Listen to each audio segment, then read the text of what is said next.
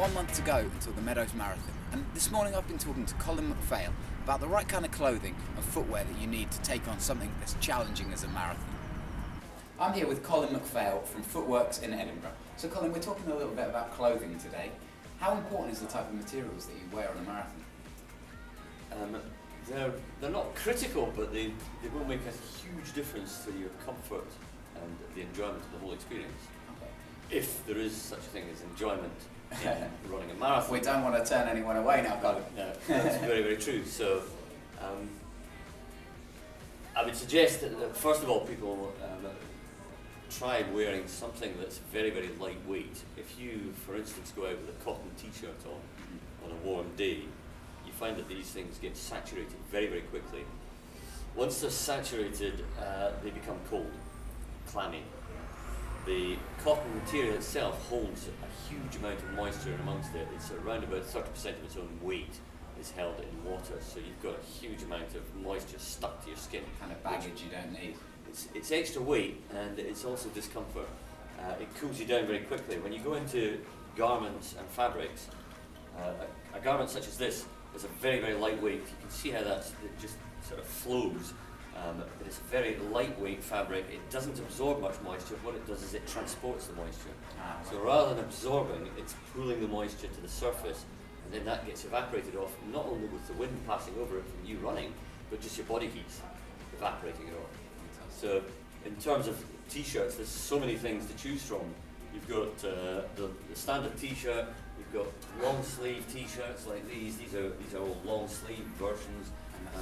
Some of these have wind-stopping materials in them. You can go from price point to price point to price point, but a good quality t-shirt is coming in around the £15 to £20 mark. So what you're saying is it's all about kind of individuality, but we should be going for something light rather than a cotton kind of blend, that kind of thing. Running's great. The more naked you can feel when you're running, the better. Okay. So theoretically, we're not meant to wear clothes. You know, we're meant to have hair on us. But we've developed, and we're now civilized. So some of us. Some of us are forward. And what about the lower body in terms of shorts and socks? It's very much personal preference. Lots of people, myself, I don't get cold legs at all. I find that running in the winter, even in minus 11s, whatever, I can get away with wearing shorts. My feet do eventually get cold. So a really good pair of socks. Something that's got padding around the heels and around the toes. Not a lot of material in all the other bits. Nice and thin to keep it close fitting to your foot, so that your footwear feels as if it's part of you, rather than feeling as if it's you're kind of stuck in a welly type thing that's walloping about. Fair enough. And finally, skins.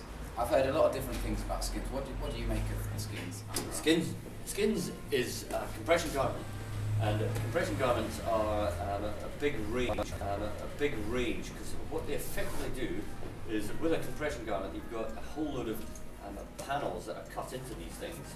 And when you cut panels very, very accurately, such as these, I don't know if you can see that, but there's a whole panel layout in this garment, which is, there's an awful lot of work going into this. There's an awful lot of research has gone into where the stitch lines go, because these are going down what we would like to think, or what they sort of term, are non-invasive acupuncture points in your body. I see, right. Okay. So effectively, when this garment compresses, it's actually putting pressure on the stitching in these particular areas. When you exercise very, very hard, the muscle fibers tear, and they tear longitudinally, so they tear apart like that. By compressing the muscle fibers together, you aid the recovery, you speed up the recovery, so you will recover faster by wearing a compression garment. Okay. This type of compression garment does come in at quite a price. Right. They're not cheap. So you're saying skins maybe for your more experienced runner, or someone that's looking to... Anybody that's getting persistent injuries that with calf strains or strains in the thigh muscles, things like that, I would suggest that using a compression garment will help them. Okay. These things come in socks, they come in shorts, they come in 3/4, they come in. You get long sleeve tops, you get short sleeve tops, and if you compress the upper body, you actually improve the body's exhaust. So you get your lactic taken out of the system quicker by keeping that compression there. Fantastic. All right, well, let's move on to something that I know that you're really interested in, and gait in your footwear. So, Colin, your big thing is shoes. What can you tell us about footwear? How important is footwear? Footwear is the most important piece of your equipment if you're a runner. And it comes in many, many different shapes, sizes and functions. And the function of each piece of footwear that's sold is not clearly known by most people who are starting out running. Most people starting out running would wander into a shop like this, they would come up to a shelf, they'd look at them and think, that's a nice colour, I'll have that. Yeah.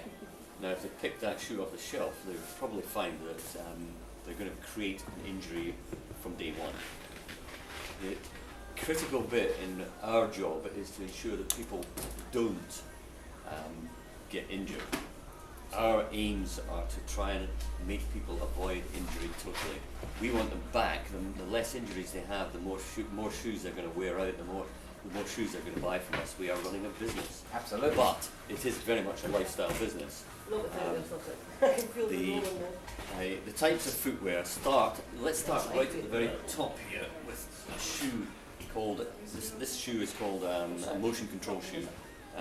It's built on what we call a straight last. So this inside edge of the shoe here is very much straight and it's blocked completely. You can probably see there's differences in colours here. This light grey goes into a white. Around this part here, that light grey becomes a crash pad. It separates there, so that becomes a crash pad. This bit here is a support device. This shoe is basically a rigid brick to run in. It's the type of shoe that if somebody has big problems in rolling inwards in their foot, then it would give them something like that to support that and get them up to a certain standard. We never suggest that they run in something like that permanently. Okay. Unless they're a particularly big person. Okay. When we go on from that, we can come down into the standard shoe, which is a shoe such as this, which it still has a section of support in here, but this again is a structured, supported shoe to help the foot line up during its mid-stance, the point at which foot is on the ground, and stop it from rolling inwards. Right. Okay. Your next set of shoe is the neutral shoe, which this shoe here is completely neutral, so this has no support level on the inside. So we're exactly the same on both sides here. So this shoe is for somebody who doesn't roll inwards or rolls in very, very slightly. So it's very important to take your gait kind of into analysis when you're picking your shoe. Correct. Yeah. We'll go on to that later, but coming somewhere like Footworks can give you that kind of expert advice which you wouldn't get if you went to Sports Direct. Yeah. You can't get that kind of advice in the large multiples. They're the type of place that if you know what you want, you can go in and you can just buy it. Okay, and maybe not for the marathon and half marathon, but you're having a barefoot running course tomorrow night, is that right? Thursday night? Footwear is changing, and footwear design is currently, the United States, our figures for the US are $28 billion a year is the running shoe industry. From that, $1.7 billion is attributable to barefoot, this type of footwear, where we've got no drop whatsoever, we've got toes and individual sleeves, and effectively you've got the simulation of barefoot with a little bit of protection on the outer of the shoe. Now that just looks alien to me, it looks more like a glove. It is a glove for your foot, that's in fact exactly what it is. Okay, and that's how running, if you're getting into running seriously, this is the ultimate end product. Barefoot running is designed to make you a stronger runner and change the style in which we run. As you'll see when we do a little bit of gait analysis in a moment, you will see that we currently, with these type of shoes here, we land on this crash pad area at the back of the shoe. When you go into a shoe like this, which is a completely different ball game altogether, this shoe has 4 millimeters of drop on the heel, this shoe has 12 millimeters of drop on the heel. So, in other words, your forefoot and your rear foot are raised like that in a 12 millimeter, and then you're down to here in a 4 millimeter. So that encourages you by being raised up to land on your heel. The natural way for the body to land is to land on the forefoot and not the heel. The forefoot wants to land, and it's a big suspension device that we don't use. and that makes a lot of the muscles in the back of the legs, in the calf muscles, in the glutes and in the hamstrings dormant. And what we're doing now, in the whole running industry is doing, is starting to reduce the heel heights and encourage the heel strike area of the shoe to become slightly further forward. Right. Without getting too technical in it, Yeah. because I'm starting to get a little bit too technical here. What we're trying to do is encourage people to land on the forefoot and then go down onto the heel. You don't stay permanently on your forefoot. You still use your heel. Okay. Well, let's have a look at some of this gait analysis, shall we? Yeah. The problem now is that we can't, at this speed, we can't tell whether the foot's overpronating exactly what it's doing, so we have to slow this all down while we're going to record it. We can look at it in slow motion. See how it fares up there.